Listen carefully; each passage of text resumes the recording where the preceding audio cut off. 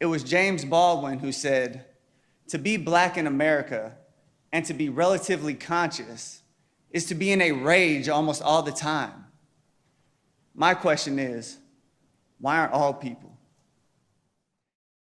It's the rare occasion when sports and politics collide, and an NFL quarterback has certainly ignited a firestorm. We're talking about Colin Kaepernick. He's the San Francisco 49ers quarterback, and he's been refusing to stand for the national anthem before all 3 preseason games in protest. This morning, the spotlight on football star Colin Kaepernick for taking a stand by refusing to stand.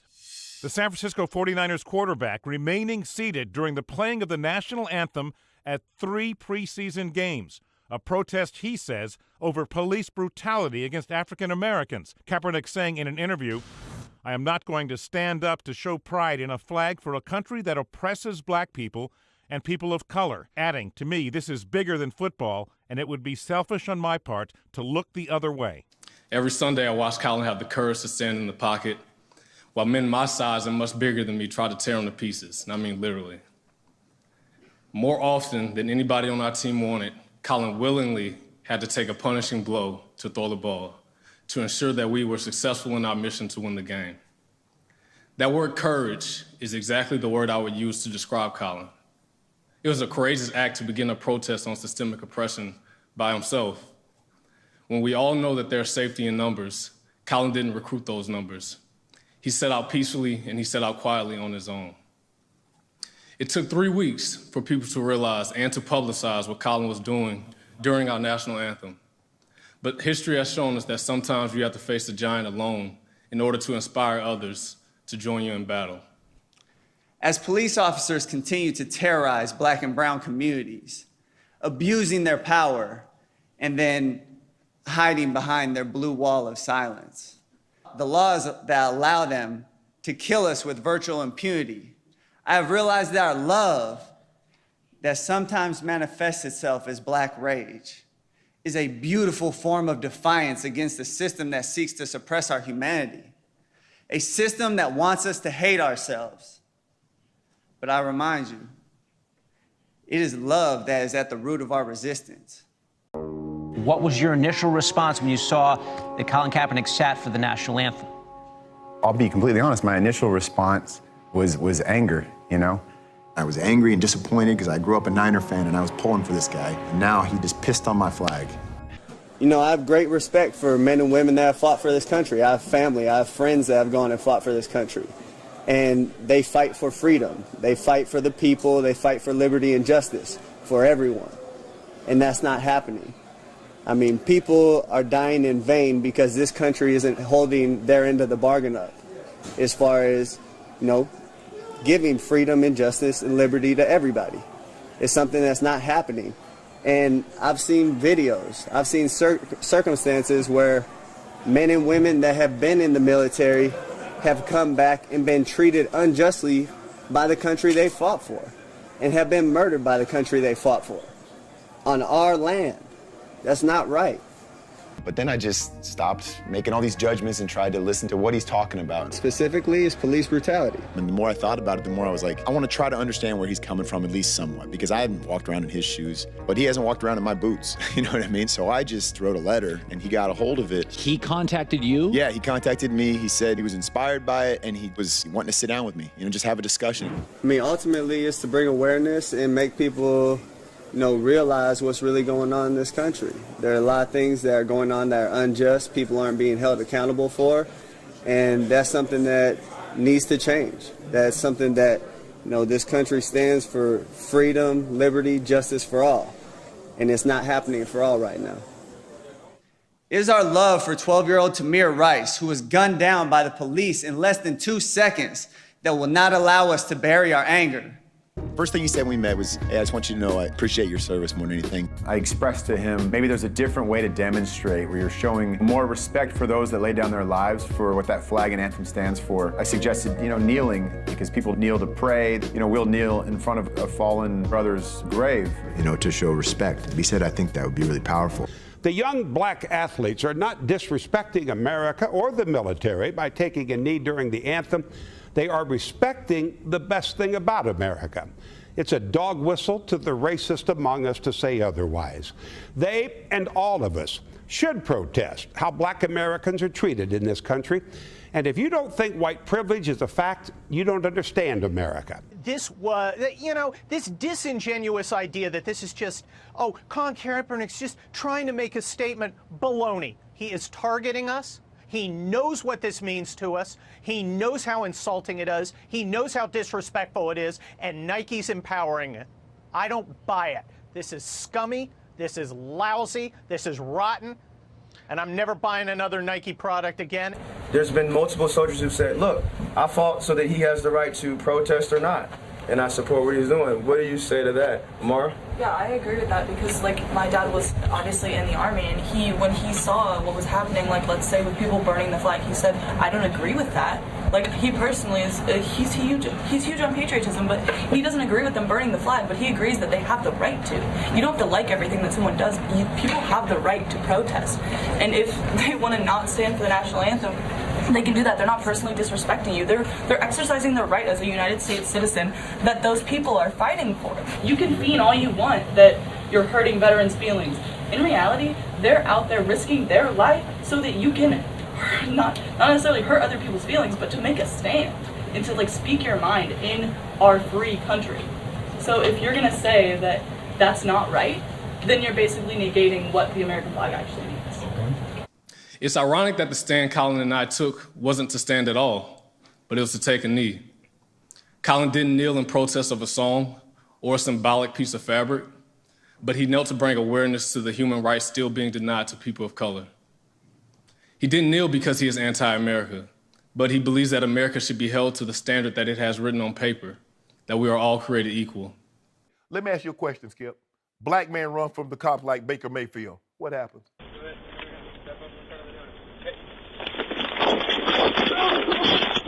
Oh my God! Oh my God! This was pitch black. It almost happened to Baker Mayfield, but go ahead. He got tackled. Up against a wall, he got tackled. He got roughed up, man. Walter Scott said, I wish they'd have tackled me in a grass field. Yeah.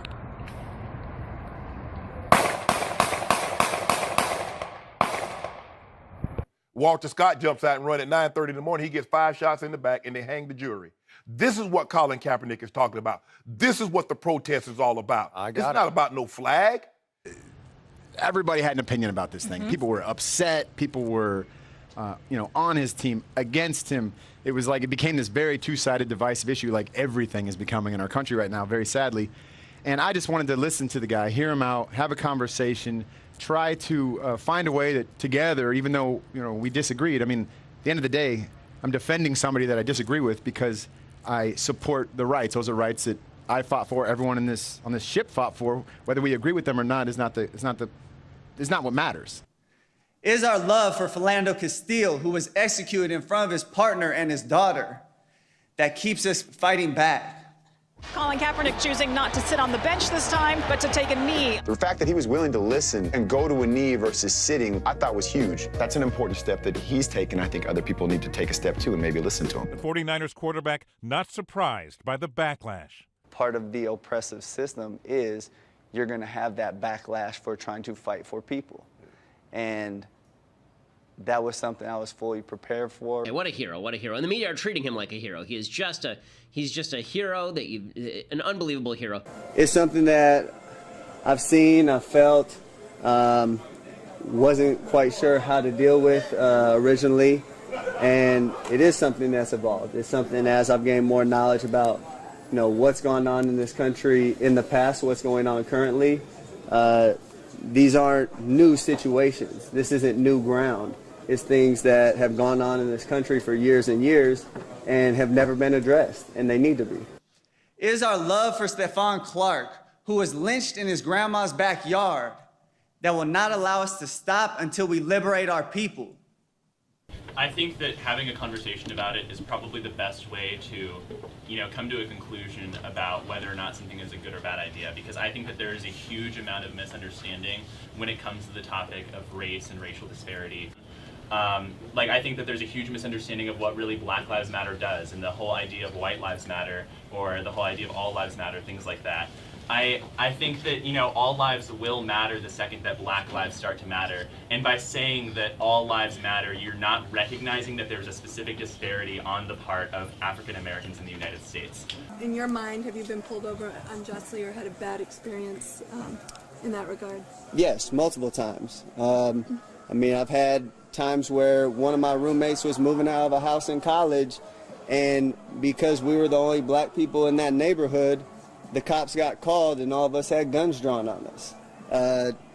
Came in the house without knocking, guns drawn on one of my teammates and roommates. So I have experienced this. People close to me have experienced this. This isn't something that's a one-off case here, a one-off case there. This has become habitual. It's become a habit.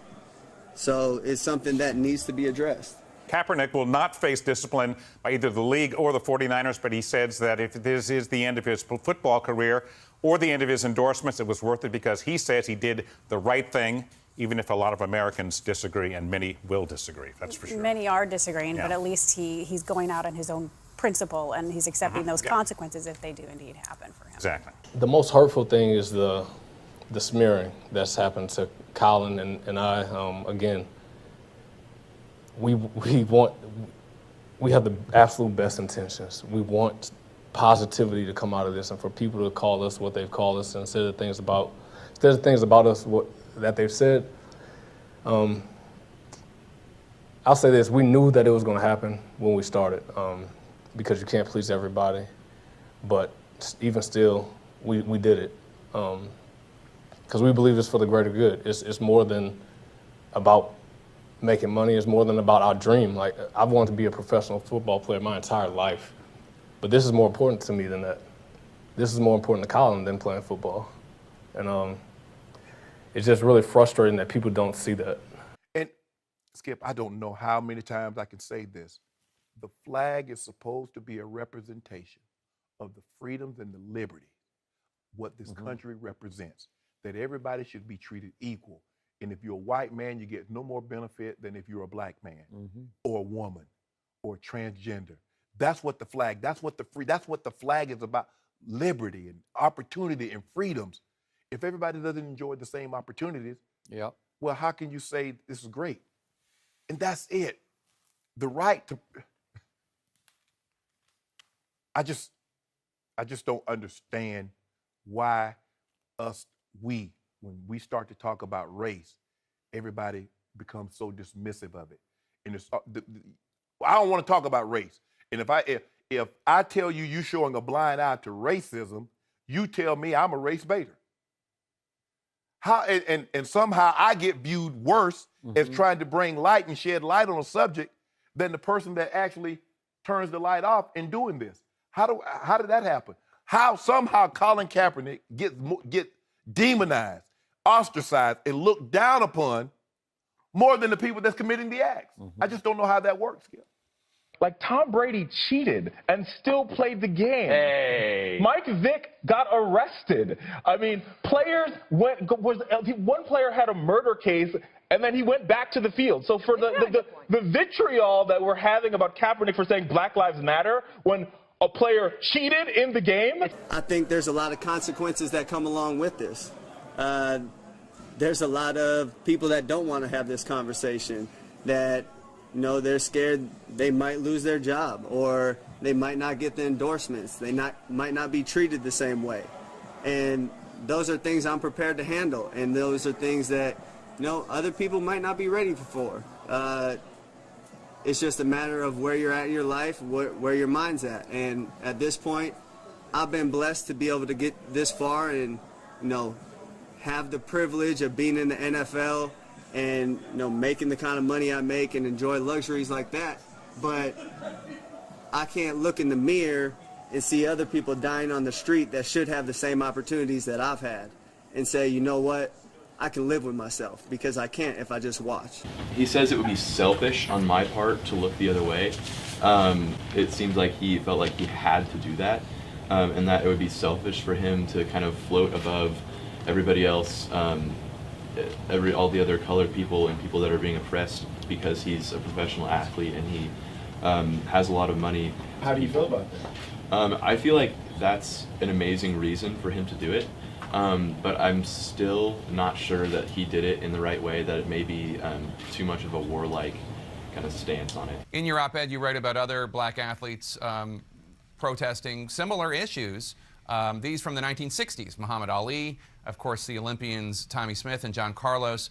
And you say, quote, or I'm paraphrasing really, but that what should horrify Americans is that nearly 50 years later, athletes like Muhammad Ali and Kaepernick still need to call attention to the same racial inequities. And you write, quote, failure to fix this problem is what's really un-American here. My love for my people serves as the fuel that motivates me and fortifies me on my mission. It is the people's unbroken love for themselves that motivates me even when faced with dehumanizing norms of a system that can lead to the loss of one's life over simply being black. They don't even want to own up to the fact that every time a police officer who has beaten somebody, who has brutalized somebody, there's an American flag that's on their uniform. They don't even want to own up to that. It's on their uniform, and they're doing it under the color of the law. I respect those men and women in uniform, but the ones that aren't doing it the right way, we need to correct it. We need to fix it. He's right about that. Racialized oppression and dehumanization are woven into the very fabric of our nation, the effects of which can be seen in the lawful lynchings of black and brown people by the police and the mass incarceration of black and brown lives in the prison industrial complex.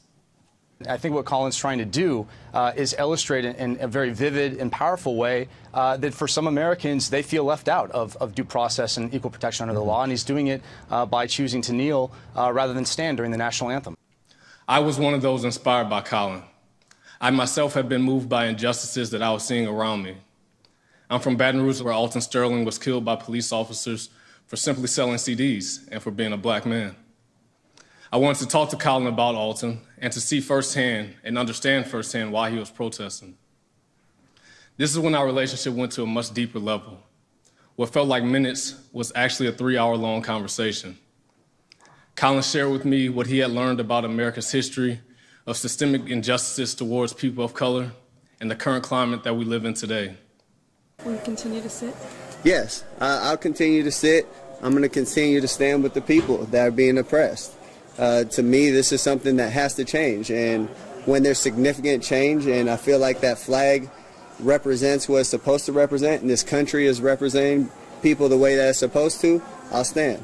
It is an issue, and we've come a long way, but we still have a long way to go. I think as a service member, it's more upsetting for me to come back from fighting for my country overseas to see how divided we are and how angry we are at each other. Wouldn't you love to see one of these NFL owners say, get that son of a bitch off the field? I'm more hurt by that than somebody sitting down during the anthem. Well, backlash is growing against Colin Kaepernick after the 49ers quarterback refused to stand during the national anthem at a game played last Friday. Now, Kaepernick also criticized both Hillary Clinton and Donald Trump in explaining his refusal to stand.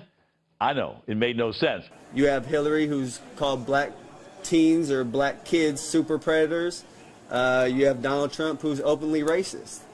I mean, we have a presidential candidate who's deleted emails and done things illegally and is a presidential candidate.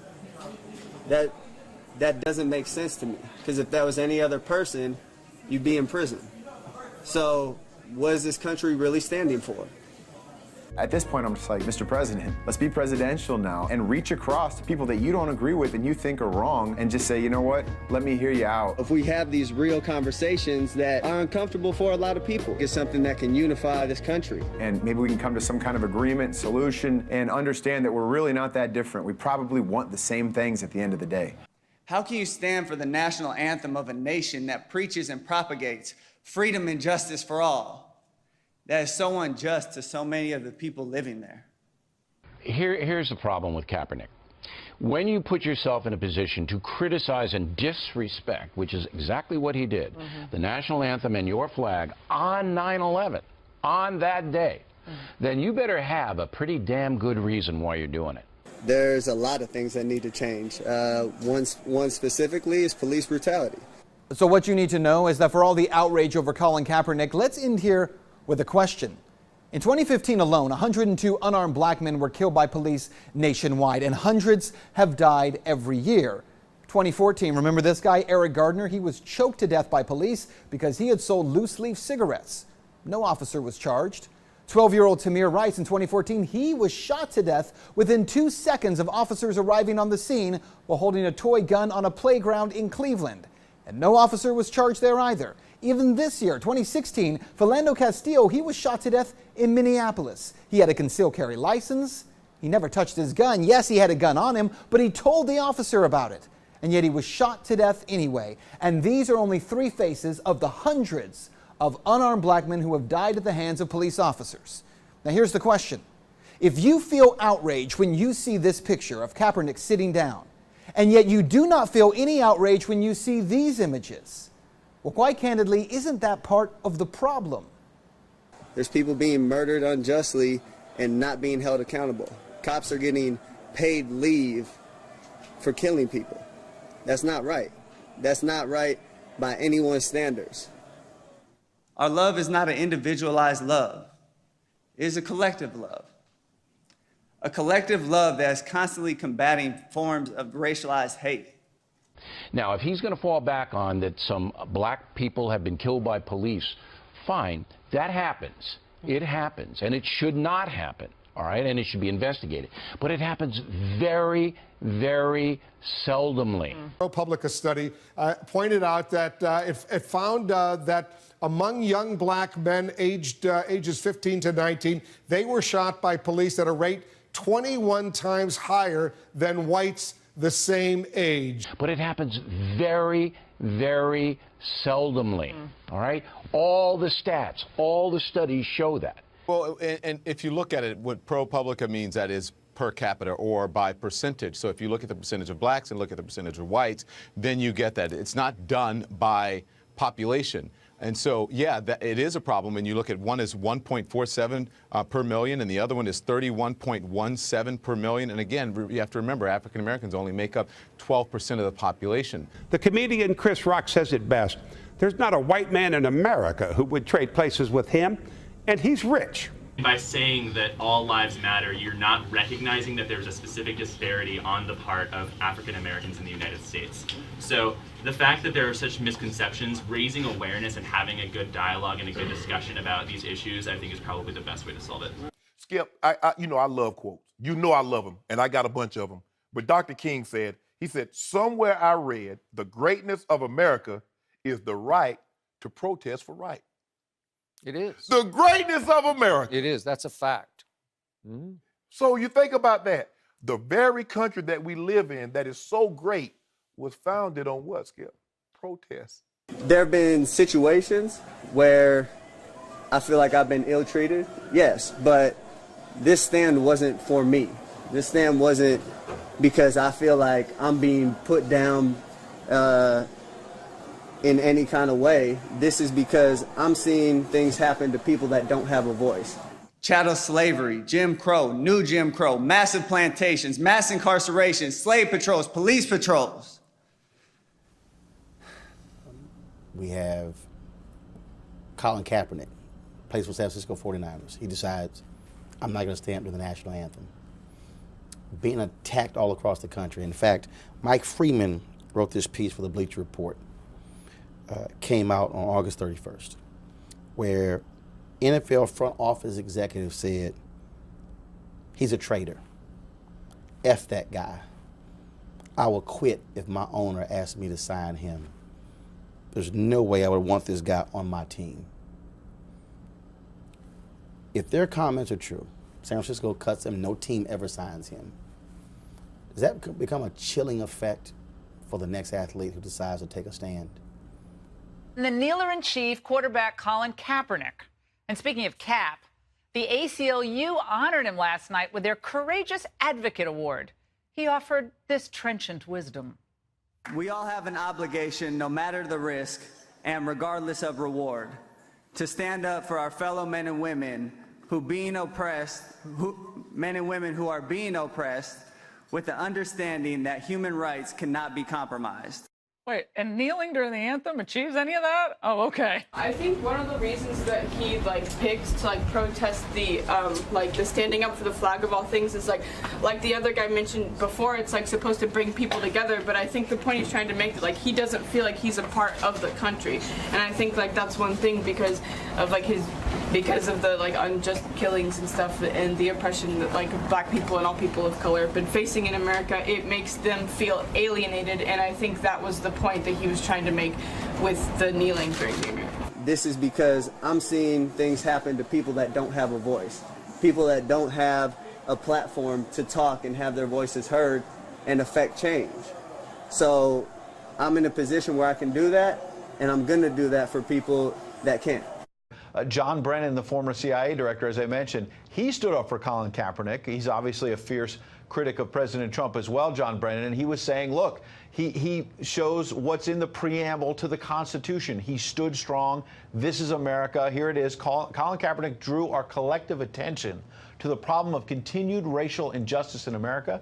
He did so not to disrespect our flag, Brennan says, but to give meaning to the words of the preamble in order to form a more perfect union. Well done, Colin. Well done. I have a lot of respect for veterans, and I know they fought for our rights, but the American flag it's not entirely encompassed by veterans. I think I understand the connection, but I also think that we place so much importance on that when I don't think that that's what he was trying to do at all. Eric, it seems like a lot of people kind of read into it what they want and try to confuse it with disrespect for the anthem, disrespect for the flag. Why is it important for you to do what you do during the playing of the national anthem? Right, so I think, for one, I think these conversations make people uncomfortable. And I think that's a way for them to deflect from the issues that we really want to talk about and steer the narrative in a different direction. He has never said, I can't stand the anthem. I hate that part where it says when the rockets regular. I mean, he doesn't, this is not, for Trump and I think his supporters to kind of take this and sort of hijack it and say that he is protesting the flag and he's protesting the anthem. It is factually incorrect. If anyone just takes the time to listen to what it is that he said, he's saying that, he wants social justice for all. Why is that such a radical thing in 2018? So maybe you've been following the San Francisco Kaepernick controversy. It's always a controversy when a black guy expresses his First Amendment rights. That's always a big controversy, especially when it's against power. That's a big deal. If you're a powerful, rich white guy, you can scream all you want about how crappy this country is, and people will applaud you and bring you on the TV shows, and no one will ever mention it. But if you're a black guy and you say America's not as good as it should be, oh my God. But the reality is this here. The NFL is shameful. What the NFL actually is saying is, oh, how dare you, black men, decide to take a stand on an issue. Now, if you have beat your woman, oh, we'll sign you in a minute. If you've done cocaine, we'll sign you in a minute. If you were an alcoholic or a drunk and you ran over somebody, no problem. We'll excuse that. We'll sign you in a minute. But because you dare to actually exercise the First Amendment, oh, we're going to penalize you. To mute the slave has always been to the best interests of the slave owner. And I think that when a black voice is raised in protest to oppression, those who are comfortable with our oppression are the first to criticize us for daring to speak out against it. We all kneel. We kneel to our God, our Lord, and we stand for the national anthem. For Ben Rivera, it's as simple as that. As a veteran, I don't appreciate that they take that specific moment as their time to show disapproval with whatever, with what's going on, the social injustices. You stay quiet. It's not a time to make a stand about anything else. Anything else is disrespect. When you hear Nike and Colin Kaepernick insinuate that he's sacrificing everything, how does that resonate with you? To me, it's upsetting. This is a man who knelt before the flag that my husband and that me and my son, we love. It's so dear to us. And my husband did sacrifice absolutely everything for the flag, for the country, and for all that it stood for. And to see someone who knelt before be able to say that he sacrificed everything, it's hard, and it's sad. It's not right. The Army, the Navy, the Coast Guard, the Marines, in the Air Force standing at attention, holding their weapons, ready to protect them. They're kneeling while these guys are standing.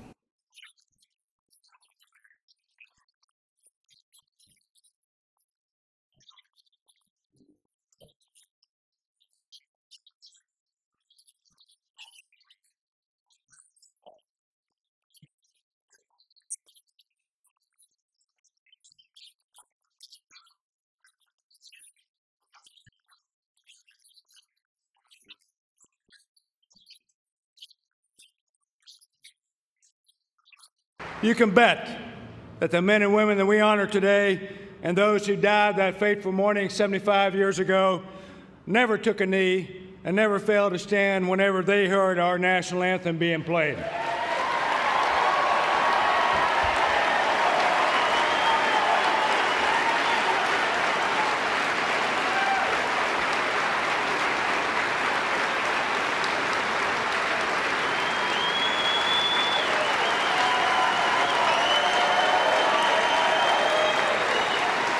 Along with sports fans across America, I was appalled to learn last month that many of the ceremonies honoring members of our armed services at NFL games are not actually being conducted out of a sense of patriotism, but for profit in the form of millions of dollars in taxpayers' money going from the Department of Defense to wealthy NFL franchises.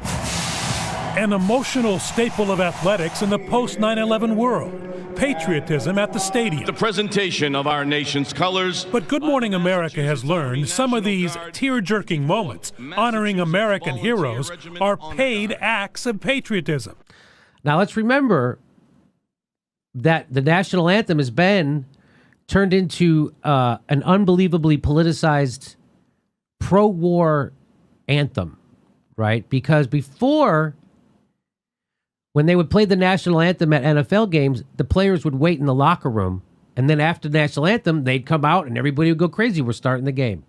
Huge story about the NFL and people not standing for the anthem. Donald Trump's very angry. He thinks people should be fired. He started a firestorm about that on Friday night that has raged throughout the weekend. Now, would you like to know the real story of how we wound up having people stand for the national anthem in the NFL in the first place? One of the things the military did was they started paying the NFL to do little war rallies before the game. And part of that war rally was to have the players come out before the national anthem. In fact, NFL teams have received nearly $7 million in taxpayers' dollars over the last 3 years from contracts with the Army National Guard, which includes public tributes to American soldiers, sailors, and airmen, and Marines. Now, this story does not go back a very long time in history. It's not like, oh, the NFL, that's always what happens. The players come out, we do the national anthem, they stand, and that is an American tradition. No, it started very recently. Let me go to Law News here that explains this story. Before 2009, football players standing for the national anthem wasn't even a thing. The Pentagon buying on-field opportunities for military men and women to carry that giant flag at this Buffalo Bills game. Sing the national anthem at this Boston Bruins game. Even throw out the first pitch at 3 Milwaukee Brewers games. Or rappel down a rope at center ice to drop the puck at a Minnesota Wild game. So before the NFL was being paid by the military, they stayed in the locker room. Now they come out because they're getting paid. Not because they're patriotic, but because they're being paid. And that's the part that never gets reported in the news. That's why I and so many other Americans were shocked and disappointed to learn that several NFL teams weren't sponsoring these activities out of the goodness of their own hearts, but were doing so to make an extra buck. Police and vets gathering in Chicago this weekend urging 49ers quarterback Colin Kaepernick to stand up when they played the national anthem. Former U.S. Marine Jim Frazier was at that rally for his son Jacob, who was killed while serving in Afghanistan back in 2003. Jim joins us right now live from Chicago. What I would probably say to Mr. Kaepernick if I saw him and didn't go all butt-kiss on him, I would probably say, why don't you take that multi-million-dollar contract and take a few $1 million and invest it in programs for disadvantaged children or for programs, whatever your cause is. Congratulations to Colin Kaepernick. He completed a pledge he made in September of 2016. He donated $1 million to organizations working in what he called oppressed communities. All right, but here's the important thing. Anyone can donate money. Donations are terrific, and they help a great deal. But staying involved and remaining consistent is also so important, and that's something that Colin Kaepernick has done and more. Because arguably more important than his financial commitment is the specificity of where he directs his money. He's not just throwing around dollars and hoping it inspires some sort of change. Each month he documents, with the help of his organization, exactly where the funding is going and precisely what the funding will be used for, down to the finest detail and dollar assigned. Nike has signed a deal with Colin Kaepernick for their new Just Do It advertising. Colin Kaepernick promoted this ad campaign by posting this on his social media accounts. It's his photo, and it says, "Believe in something, even if it means sacrificing everything." That is a message that I absolutely love, and it's certainly a message that resonates with someone like Colin Kaepernick, who has not been signed on to any NFL team following his protests where he kneels during the national anthem in order to protest excessive force by police officials or police officers throughout the country. We as a collective, since the colonization of the Americas, have been combating collective forms of systemic racialized hate and oppression. But I am hopeful. I am inspired. This is why we have to protest. This is why we are so passionate. We protest because we love ourselves and we love our people. One of the main reasons why we hear so much about black people being unjustly killed is because of social media. Like, you wouldn't even know the names of some of these people because the news doesn't start to cover them until after these iPhone videos come out on Twitter or after all of this stuff happens. And you can say that it's inflated, but it's just that we finally have the means to get this out so quickly. We can in 2 seconds post a video and tweet it to all of these news accounts, and you can say that it's being inflated, but it's actually just being magnified to the point where we can deal with it, and we can be like, hey, this is what's actually going wrong. Now that we can see it because of all these people focusing on it, let's see what we can do to cause a change for the better. Now, Nike called him one of the inspirational athletes of his generation, and people have reacted by boycotting Nike and also burning some of their Nike gear. To give you an example, I give you Exhibit A. Here I am in Florida during a tropical storm, and Nike done pissed me the fuck off.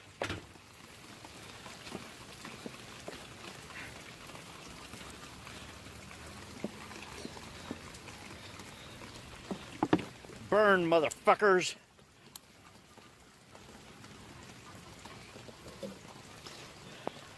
Tropical storm, standing out in the rain.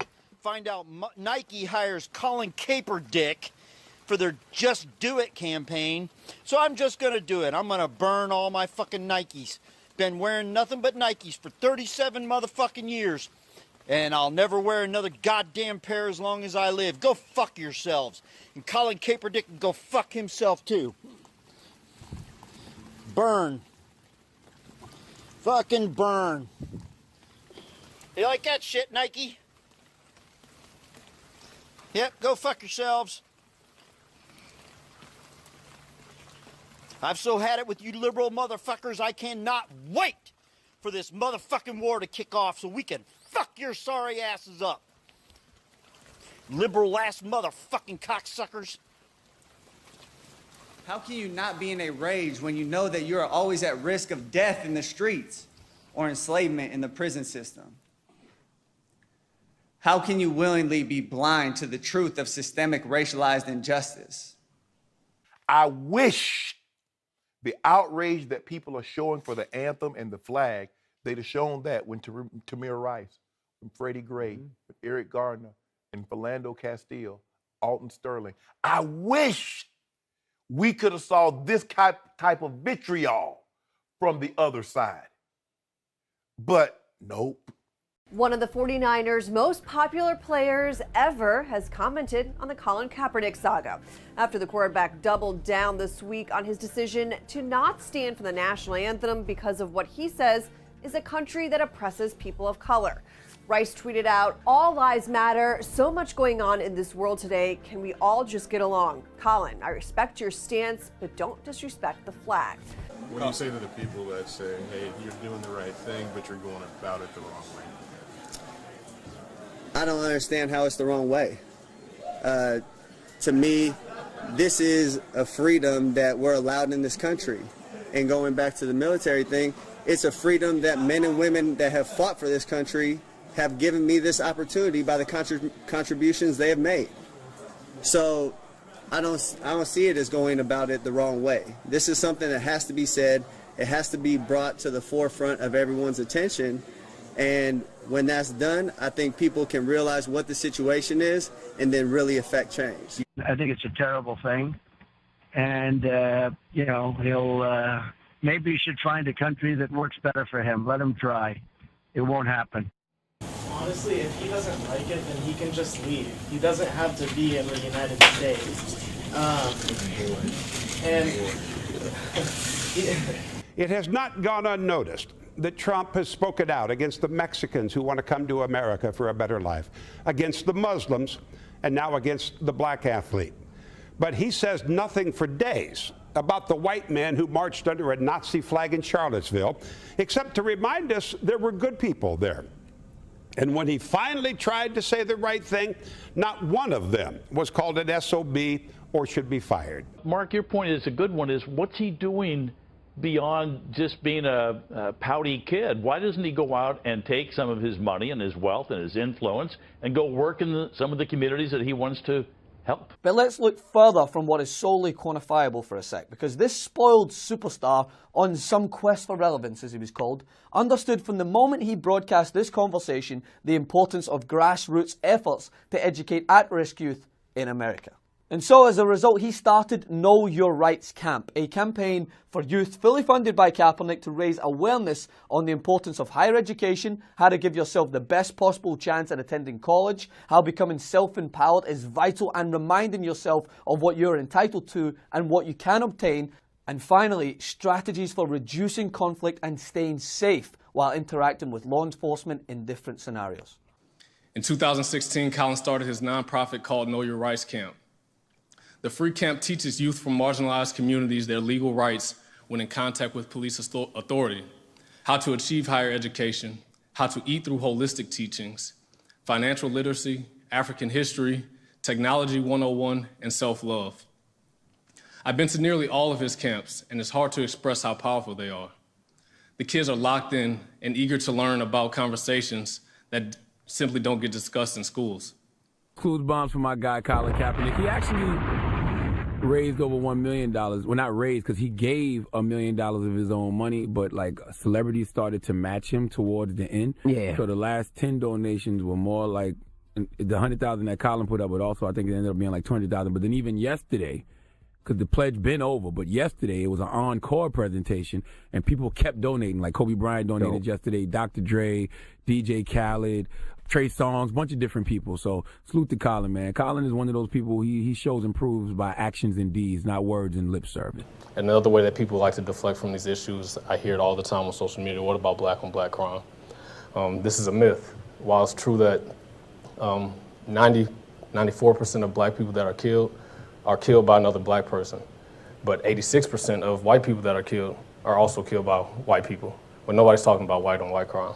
So while those outraged by his initial protest screamed, "What about black on black crime in Chicago?" as a means to deflect attention away from the systemic racism plaguing the country, around a quarter of his $300,000 so far has been donated towards groups helping at-risk youth in the city of Chicago. Oh, and also, remember when Kaepernick was widely derided as just another celebrity out of touch with reality, obsessed with pushing his black versus white agenda? Well, he seemed pretty up to date with the oppression faced by groups in the United States besides just African Americans, because he directed half of his monthly $100,000 donation in December to a crowdfund set up for water protectors at Standing Rock. Of that contribution, 50% went to offset salaries for MDs and nurses who were there, 25% went to offset building materials for mobile medical clinic, 15% was for medical supplies, and 10% was for liability insurance. People are less aware that Colin Kaepernick made this pledge to give away $1 million. And if you go to his website, to various organizations, you can see each month how much money he's actually given away, the organizations he's given it to, and what that money has gone to. So I think it's been very, very successful, actually. What we say is he could choose any other moment, any other time to protest these social justice issues. Why do it in this way that is clearly disrespecting so many Americans? Why do it during this time? So it would be very different if he were saying, I'm protesting this politician or this policy or this specific person for doing this specific thing. But no. Wouldn't you love to see one of these NFL owners, when somebody disrespects our flag, to say, get that son of a bitch off the field right now, out, he's fired. He's fired! I'd have more respect from him if he started this and then was on every talk show, on this show, on every show, explaining at great length what he's talking about. But to just pout and do nothing accomplishes nothing. I find it really interesting that people seem to think it's appropriate to dictate to other people how and when they should protest. That is the exact opposite of the purpose of a protest. Some people have said that, well, this isn't an appropriate place to protest. You're politicizing a venue. What do you say? It's never appropriate. No, if you're comfortable with a protest, it's not a protest. Yeah. Martin Luther King should have marched across a different bridge. Young black Americans should have gone to a different college and found a different lunch counter. And college kids in the 60s had no right to protest an immoral war. So when we're talking about other methods to use to get the same message across, I think everyone kind of has to realize that if he was doing something else, like when they were wearing the I Can't Breathe shirts when they were warming up, people were still really mad about it. No matter what way you're going to protest something, someone who doesn't agree with you is always going to be upset with you. What about the criticism about how he went about doing it? Some saying it's a distraction from his job. Well, you could that's a valid point in some people's eyes, but people take stances all the time. And, if you remember when, Trayvon Martin transpired and other things happened as it pertained to the actions against African Americans, you had NBA players putting on T-shirts. Some people thought that was a distraction. Obviously, they beg to differ. You see silent protests that have been taking place in recent memory. People who are against the positions that these athletes take will always find an excuse to say that it is a distraction. Eric, do you feel Colin should still be on this team? I can't speak to that. I don't make those decisions. I think Colin should be in the NFL. I think it's asinine, the things that I've heard about him not being a caliber player to make it in this league. He's been to a Super Bowl. How many quarterbacks have been signed this offseason who've never played in the game? How many quarterbacks have been signed this offseason who've never had a playoff win, let alone been in the Super Bowl? So I think that's disingenuous, the comments that I hear about him and his caliber of play. The reality is this here. The NFL is very much run by conservative owners. And they're simply saying is, oh, no. We are not going to allow this black man to do what he did. Oh, no, we're going to punish him as a result. Now, no one has to sign any player. That's a privilege. It's not a right. But are you trying to tell me this here? That out of 64 NFL quarterbacks, you trying to convince me that Colin Kaepernick isn't one of those 64? When you got some straight up bums, and I'll say it, my Houston Texans, our owner, Bob McNair, very conservative. We've sucked at quarterback for the last several years. Are you trying to tell me he can't play for some of these teams? Really? What should not get lost in this conversation is that Colin Kaepernick is talking about social justice. He's talking about African-American men and women and children who are shot, who are unarmed, who are shot by police. And, important to remember this, no accountability when that happens. There's rarely any ever accountability. It's just really frustrating that people don't see that, that he has had to lose his job trying to do something right. I mean, I said it again, referencing the op-ed. I was actually in South Africa. My wife was born there. Her family lives there. And her mom loves to watch the news, and on the TV they're just talking about Somalia and how they've had this huge famine. People are going to die within like a week. They're like saying such and such hundreds of thousands of people are going to die within the next week if they don't get help. And I'm just at a loss. I'm like, what do you do for these people? And Colin calls me and is like, hey, bro, I got Turkish Airlines to send a plane. I'm like, are you serious, bro? He's like, yeah. I'm like, I'm in Africa and I don't know what to do. And you sent a plane.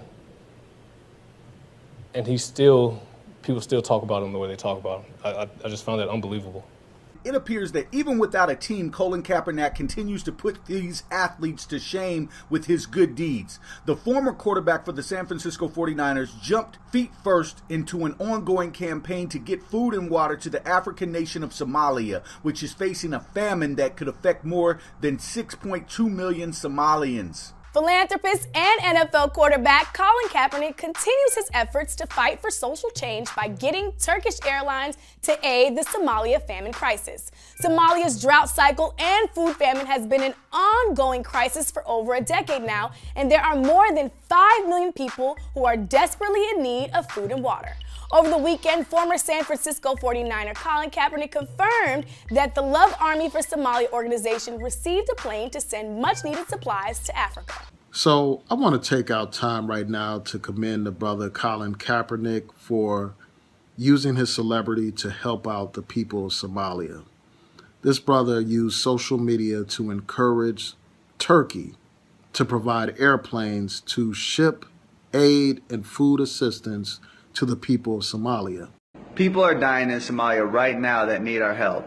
There's an impending famine because of drought, politics, inaction of NGOs, and lack of media attention. And also those 70% of NFL execs who will not sign Colin Kaepernick, how many of them has said a word about police brutality? How many of them have said a word when it comes to our prison industrial complex? How many of them have done what Colin Kaepernick has done, and that is given $1 million to various organizations who are out here fighting for social justice? How many of these same NFL owners and executives have raised money trying to deal with the famine in Somalia? Today, I want to have Colin Kaepernick on the show. But Colin Kaepernick is traveling today.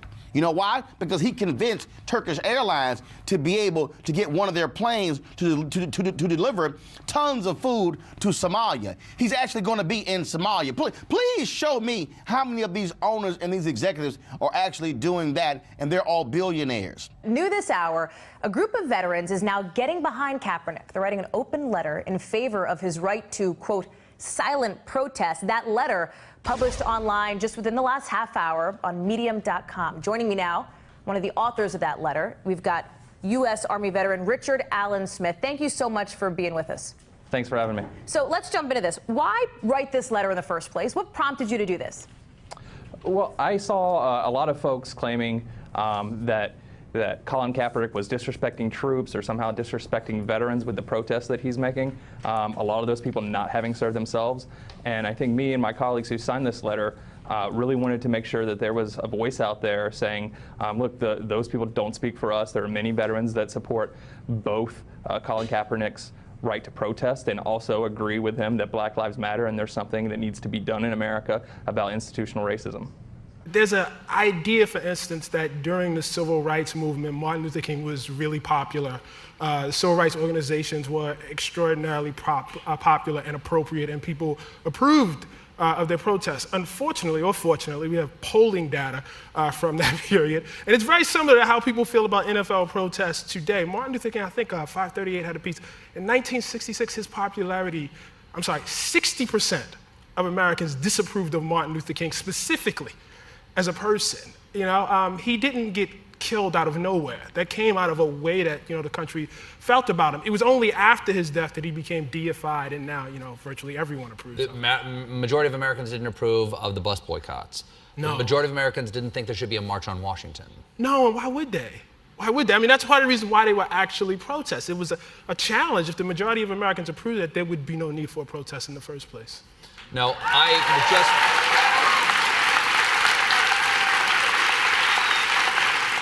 I do think that, the talk has been more about me, I know a lot of people's initial reactions thought it was bashing the military, which it wasn't. That wasn't my intention at all. I think now that we have those things cleared up, we can get to the root of what I was saying and really address those issues. Yes, some people are outraged, but that's usually the case with any protest. Right, no one protests things that everybody unanimously gets on board with immediately. That's literally not what a protest is. It doesn't make any sense. Like, for example, I, last week, was like, I'm not eating in the break room anymore until Lucky Charms has more marshmallows. See, nobody gives a shit. And it's interesting to me how Donald Trump can make hats that literally say, America, not so great. And people buy them and show up to rallies and stuff like that in support. But if a quarterback sits down for the national anthem, everyone gets very upset. So here's what Kaepernick's quotes say. He says, there is police brutality. People of color have been targeted by police. So that's a large part of it. And they're government officials. They are put in place by the government. So that's something that this country has to change. He went on to say there are things we can do to hold them more accountable. Make those standards higher. You have people, that practice law and are lawyers and go to school for 8 years, but you can become a cop in 6 months and don't have to have the same amount of training as a cosmetologist. That's insane. I mean, someone that's holding a curling iron has more education and more training than people that have a gun and are going out on the street to protect us. So Fox News is lying to you on purpose as usual. They know exactly why Kaepernick's doing it. It's not an attack on the country. It's not general. It is very specific about police brutality and shooting unarmed black people in this country. Donald Trump has said he supports a peaceful protest because it's an American's right. But not this protest, and there's the problem. Any protest you don't agree with is a protest that should be stopped. If you have the right to, if someone has fought for your right to protest and then somebody else says that you shouldn't be allowed to do that, that totally negates the idea that you are living in a free country. Because if you aren't able to exercise the rights that people have fought for, then why did they fight for them in the first place? All of his post-protest efforts have been met with deafening silence from his critics. To them, even if they were to take a moment to leave their mum's basement and see what Kaepernick has been doing to back up his initial protest, they still wouldn't care. They are only interested in scoring political points. Because he could donate his organs to every child in need, and still all they would ever talk about is how he oh so viciously took that knee. Because like a broken record, I must repeat, the reasons for his protests were never what his critics were up in arms about. I feel that what Colin Kaepernick did is good in the sense that it got us talking about the matter, here, and probably all over the nation since it's in the news right now. For right now, whether you agree or disagree with Colin Kaepernick, I can tell you this, that before last weekend, we were not having these discussions that we're having right now to the level that we're having them, and that is a good thing and the most American thing of all.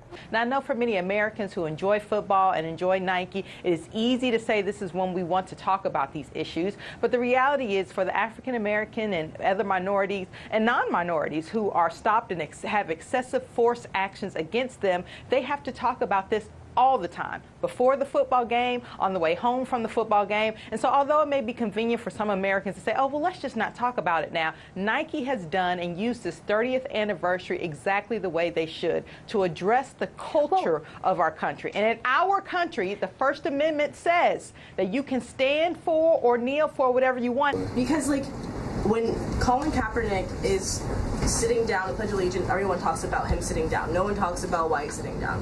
People are like, well, we need to talk about why he's sitting down, but you guys are too focused on pledge allegiance.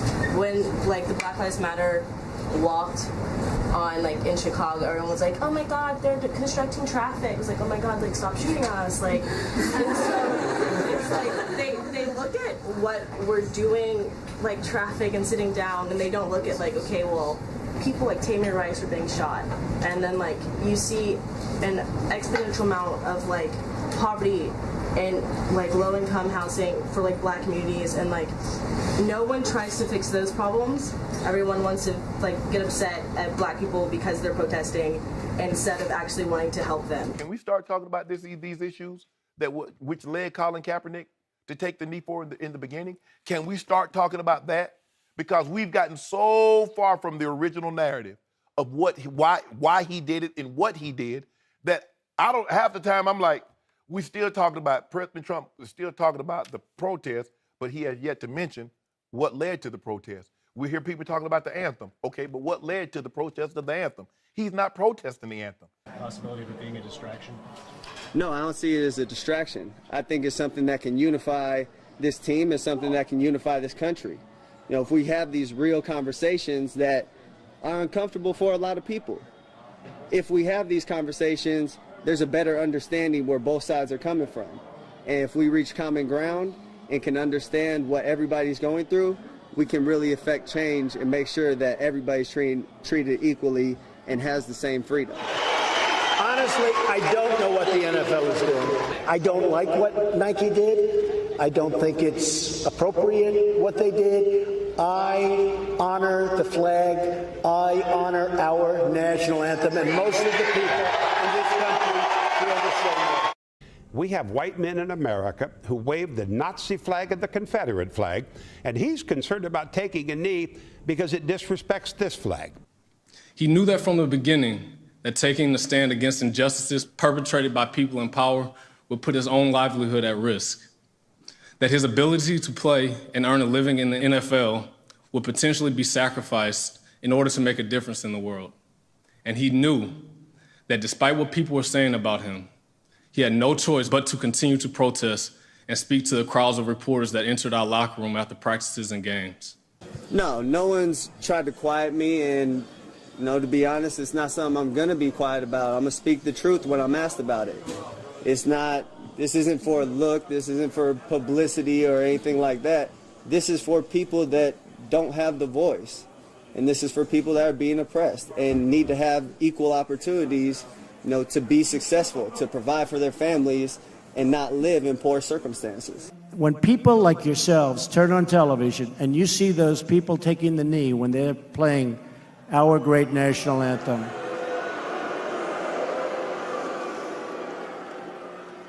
the only thing you could do better is if you see it, even if it's one player, leave the stadium. I guarantee things will stop. Things will stop. Just pick up and leave.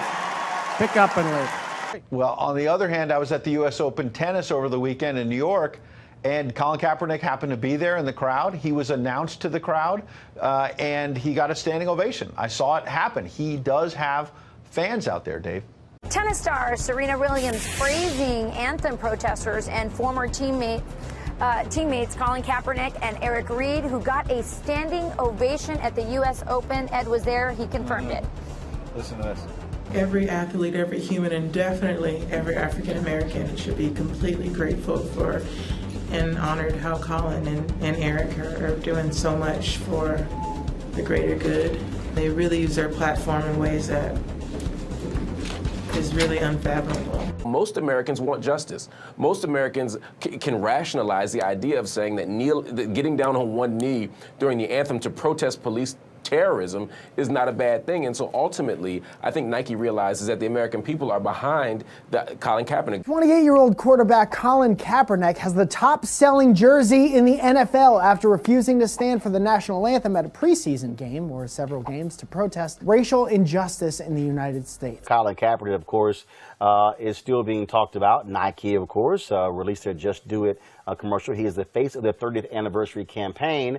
Kaepernick, of course, who has not played in the NFL since 2016. Last year, his jersey was still in the top 50 of all jerseys, player jerseys purchased. The folks were buying his San Francisco 49ers number 7 jersey. Well, instead of buying that jersey, Kaepernick actually released his own. It's a black jersey, the number 7. It is called I'm with Cap. You see it right there. It is all stitching. The adult jersey is $175. The junior jersey is $100. He put it up on his site yesterday. Then this happened. Out of stock. They sold out literally within minutes. Now, all the earnings will be sent to his Know Your Rights Camp, a free campaign for youth funded by Kaepernick, intended to raise awareness on self-empowerment and interacting with law enforcement. So now he's being recognized by international organizations. In fact, Amnesty International gave him their highest honor. And this is reported in GQ. And here, I'll just read you a little. It says, since being named GQ's Citizen of the Year, that's nice, they recognized him, He received the Muhammad Ali Legacy Award and the Eason Moore Courageous Advocate Award from the ACLU. Now, Amnesty International has awarded Kaepernick with highest distinction the organization has, the Ambassador of Conscience Award. I look forward to continuing to watch Colin make the world a better place. And in closing, I'll leave you with one of Colin's own quotes. When I asked him how he managed to deal with the pressure of being a quarterback and an advocate for the people, he said, "You know what, E? Sometimes you have to speak a light into a dark room." And with that, it's my honor to present the Ambassador of Conscience Award to my brother, Colin Kaepernick.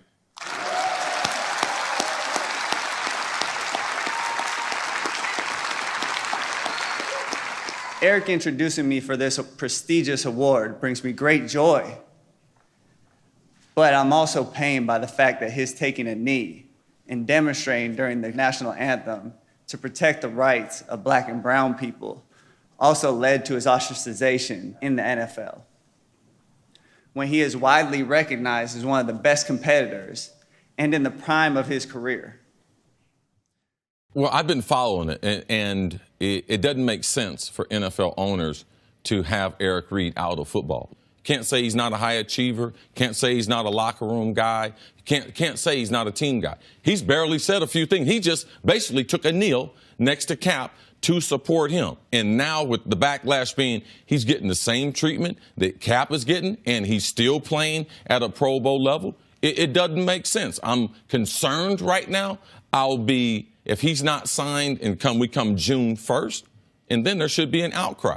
And all of the potential excuses for Cap that you also didn't mention do not apply to this guy. Oh, well, it's as Coach Mangini would talk about, the media circus surrounding it. Don't nobody know who Eric Reid is? There's no MSNBC, CNN, Fox News going to Jacksonville if they sign Eric Reid. He's not a guy that there's going to be some media firestorm. Oh, well, the style in which he plays you don't want as a backup quarterback. Well, that doesn't apply to your safety, whether it's your starting safety or second string safety. Like the seemingly non-blackball reasons that Cap is out of football, those get knocked down immediately with Eric Reid. This is a healthy player who made a Pro Bowl as a rookie, who, according to Pro Football Focus, because I understand most people are not evaluating the Niners safety position, had the best season of his career since he was a rookie last year, who's in the prime of his career, who plays a position that there's not a surplus of excellent players at. And there was somebody I thought who wrote an interesting column who said, if you're booing him, you should really be booing Muhammad Ali, because Muhammad Ali did the same kind of stuff. If you recall, Muhammad Ali did take booze at the time, and he rightly took booze at the time because he said some pretty evil and egregious things. I'm not going to help nobody get something my Negroes don't have. If I'm going to die, I'll die now, right here fighting you. You my enemy. My enemy is the white people, not Vietcongs or Chinese or Japanese. You my opposer when I want freedom. You my opposer when I want justice. You my opposer when I want equality. You won't even stand up for me in America for my religious beliefs, and you want me to go somewhere and fight, but you won't even stand up for me here at home. I've had a few people reach out. Quite a few actually, saying, we really support you. We're proud of you for taking that stand. We respect what you're doing. We know a lot's going to come with it, but we're behind you. And, that means a lot. That means that I'm not the only one that feels this way, and I'm not the only one that sees things this way. I know we've made a hero out of Muhammad Ali now because he became kind of this American spokesman later in his life, but early in his life, he was saying some pretty vile things about the United States and about the war in Vietnam. My conscience won't let me go shoot my brother or some darker people or some pro-hungry people in the mud for big, powerful America and shoot them for what? They never called me nigger. They never lynched me. They never put no dogs on me. They never robbed me of my nationality, raped and killed my mother and father. What, I'm going to shoot them for what? How can I go shoot them? Them little poor little black people, little babies and children and women. How can I shoot them poor people? Just take me to jail. Donte, is there a message here for athletes? Yeah, I think the message here is simple. It's the same, and I'm not comparing Colin Kaepernick to Muhammad Ali, obviously, here to get that clear, but I think the message is clear. It's to stand up for what you believe in. And there are a lot of players who want to do this and really may not have had the financial backing to be able to do this, or unfortunately the moral courage. But there are a lot of number of reasons why players decide to stand and why players decide to kneel. But I would say that Nike has really understood this from a historical perspective of they want to be on the right side of history. This isn't something I'm going to ask other people to, put their necks out for what I'm doing. If they agree with me and feel strongly about it, then by all means, I hope they stand with me. But I'm not going to go and try to recruit people and make sure, like, hey, come do this with me, because I know the consequences that come with that, and they need to make that decision for themselves. When Malcolm X said, "I'm for truth, no matter who tells it. I'm for justice, no matter who it's for or against. I'm a human being first and foremost. And as such, I'm for whoever and whatever benefits humanity as a whole." I took that to heart.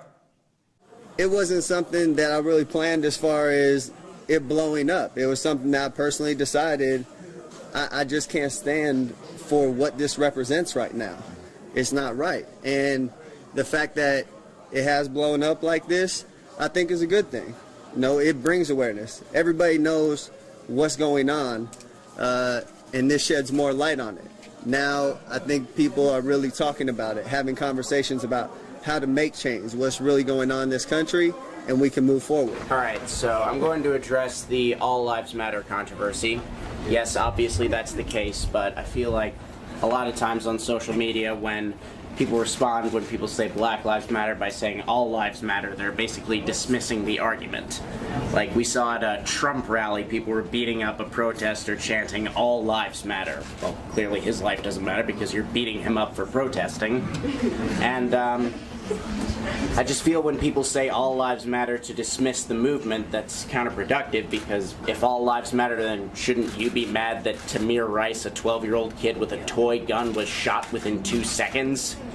Look, I want the NFL to have good politics. I want the NFL to have good feelings. But more importantly, I want justice. I want people to stop dying at the hands of police. I want people to stop being incarcerated because of the color of their skin and because of their economic situation. And if the NFL can have any part in that, even if it's just bringing Colin Kaepernick back into the league, and not just Kaepernick, but Reid and everyone else who's been blackballed, if they can just do that, we might be able to shift the conversation the same way Muhammad Ali was able to help shift the conversation on Vietnam, along with King and others. So yes, I am hopeful.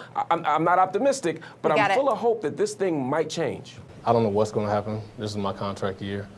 But what I do know, as I said in my piece, to quote Dr. Martin Luther King, there comes a time when silence is betrayal.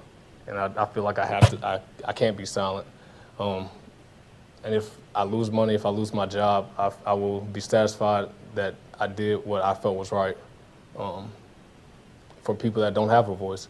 Because that's the amazing and beautiful thing about the platform that we have as professional athletes. For some reason, people want to listen to us. I don't know why. There are people who are a lot smarter than me. Clint is a lot smarter than me. He's at Harvard. He doesn't have the same platform that we as professional athletes have. So I feel a responsibility with that platform to do what's right socially. The idea, and as CC mentioned, if this is just a matter of time, no problem. To quote CC, no problem. But if he does not get in the league, this is an affront to everybody, because it will not be about distractions. It will not be about mentoring. It will simply be about sending a message. Hey, guess what, guys? We're not going to change the rule saying you got to stand, but we're going to effectively change the rule saying you have to stand. The support I've got from my teammates has been great. I think a lot of my teammates come from areas where this might be a situation. Their families might be put in this situation. It's something that I've had a lot of people come up to me and say, I really respect you for what you're doing and what you're standing for. So to me, that's something that I know what I'm doing, what's right, and I know other people see what I'm doing is right. It's something that we have to come together, we have to unite, we have to unify and make a change. But at least back when he was doing it, there was actual serious racial discrimination happening on a systemic level across the country. That simply is not true. It was bad when he said it even then. It's simply not true with Colin Kaepernick now, right? I mean, this is all nonsense. President Trump calling his shot in the culture war when it comes to the national anthem and football. He says he's going to win this one. Listen to just how he stoked the crowd in Montana just before the kickoff for the NFL on Thursday. From Colin Kaepernick to the NFL to now Nike, who's going to win this cultural showdown of standing for the anthem? We are. We use that flag to sell mattresses and beer. We wear it as a swimsuit. We wrap our bald heads in a flag bandana and stick it in our pants because we disrespect that flag every day. But again, this is now mainstream left thought, and this is the point that I'm building up to, is that this is all part of a broader left. And people talk about the alt-right. The alt-left is the mainstream left. There is no alt-left because there's no mainstream left anymore. It's been totally hijacked by the Black Lives Matter racist movement. I think the whole opinion on this issue is that there's a bunch of misconceptions about Black Lives Matter. Like, people view it as racist in some instances, but like, that's one of those things that just really that really upsets me when people think that, like, by saying Black Lives Matter, you're saying that other lives don't matter. A better way of conceptualizing it is saying Black Lives Matter too, in a way. It's not like, imagine if there's a house on fire, you're not gonna like spray all the houses that aren't on fire as well. That was a dope point right there. Claps for that right there. All right, go ahead. I mean, I think what Kaepernick is doing is amazing, and I think it's incredible that people are prestigious, like Amnesty, are coming out and saying, we support you, we love what you're doing, keep it up. It is a bummer that he can't play football anymore if that's what he wants to do, but I think what he's doing is so much bigger. He knows that, and so many people do support him, and he's just speaking the truth. Again, the truth has become such a problem for people. They just can't handle it anymore. Seeking the truth, finding the truth, telling the truth, and living the truth has been and always will be what guides my actions. For as long as I have a beating heart, I will continue to work on this path on behalf of the people. Again, love is at the root of our resistance. But the tone of the protest, I think, is raising some questions, right? During training camp, you remember Kaepernick wore those socks with caricatures of police officers. Is that the way to go about this? That these photos were taken last month, a couple of weeks ago, before he went public. And the statement says, quote, I wore these socks in the past because the rogue cops that are allowed to hold positions in police departments not only put the community in danger, but also put the cops that have the right intentions in danger by creating an environment of tension and mistrust. I have two uncles and friends who are police officers and work to protect and serve all people. So before these socks, which were worn before I took my public stance, are used to distract from the real issues, I wanted to address this immediately. If Colin Kaepernick thinks that's the way to go about it, I think he should do that. We wouldn't all choose to protest in the identical manner, but everyone has their right to choose that. And I think it's a little disingenuous to talk about Colin Kaepernick's disrespect. Let's talk about the disrespect afforded to African Americans in America. According to the Washington Post, African Americans are 2.5 times more likely to be shot and killed by police than white people. That's disrespect. I find it, missing the forest for the trees a little bit to talk about a pair of socks when we have African Americans in America dying in the streets. They never cared about why he was doing it, but what he was doing and where he was doing it. But to those who understood from the beginning why his protest was so important, it is no surprise to us that this backup quarterback has been running critical plays in the battle for racial injustice from the moment he started and will continue long after he stops playing. And if we're going to talk about the culture of our country, why don't we talk about the culture that actually made our country so great, American values, and teaching a message as a role model that you can achieve the American dream through hard work, persistent talent, and merit. Ladies, and that's what you can achieve, not by being a victim, not by casting your blaming your problems on other things or racism. I respect both and of Colin you, Kaepernick, but we I need would to have continue so this much more respect conversation for him later. if he actually used his public platform and fame in a way that taught those American values, instead of shifting the blame on racism or talking about problems that we all really can't get behind as America. They're not measurable.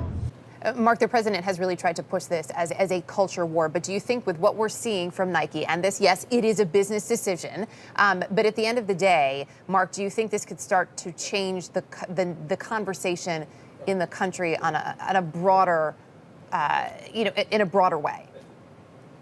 Absolutely. You know, throughout history, we've always had these cultural interventions, these moments where a shift in the public sphere can lead to a shift in the political dimension of the public sphere. So, yeah, I absolutely think that by seeing Colin Kaepernick on that screen next to Serena Williams, next to the French, the French soccer team, next to these other heroes, that we're able to maybe have a different conversation. LeBron James, because if we can have all that happening at one time, the American people can sway. Because remember, in the same way that Nike is a corporation, so is the NFL. And if the NFL can be convinced that the fans and the general public want something different, then maybe they will yield on this. Maybe we all need to read the Constitution again. There has never been a better use of pen to paper. Our forefathers made freedom of speech the First Amendment. They listed 10, and not one of them says you have to stand during the anthem. And I think those men respected the country they fought for and founded a great deal more than the self-proclaimed patriots who are simply hypocrites because they want to deny the basic freedom of this great country, a country they supposedly value and cherish so much. Last but certainly not least, I would like to thank Amnesty International for the Ambassador of Conscience Award. But in truth, this is an award that I share with all the countless people throughout the world combating the human rights violations of police officers and their uses of oppressive and excessive force. To again quote Malcolm X, when he said, "I will join in with anyone. I don't care what color you are, as long as you want to change this miserable condition that exists on this earth."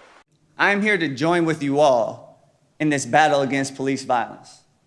Thank you.